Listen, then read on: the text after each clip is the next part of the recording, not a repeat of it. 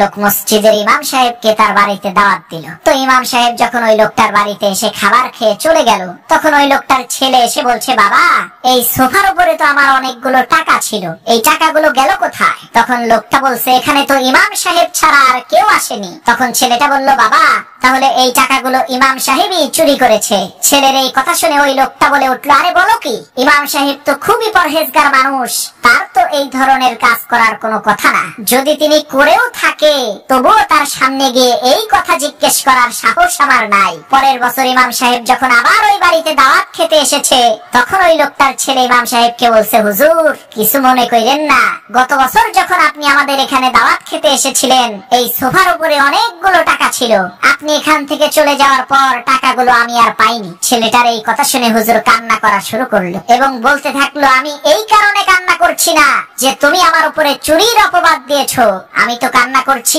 এই কারণে যে সারা বছরের মধ্যে তোমরা একবারের জন্য তোমাদের বাসার কোরআন শরীফটা খুলেও দেখো না। তোমাদের বাসার কোরআন শরীফটা খুলে দেখো, টাকাগুলো সেই কোরআন শরীফের মধ্যেই আমি রেখে দিয়েছি। ইমাম সাহেবের এই কথা শুনে তৎক্ষণাৎ ছেলেটা কোরআন শরীফ খুলে দেখে, সত্যিই টাকাগুলো কোরআন শরীফের মধ্যেই রাখা আছে।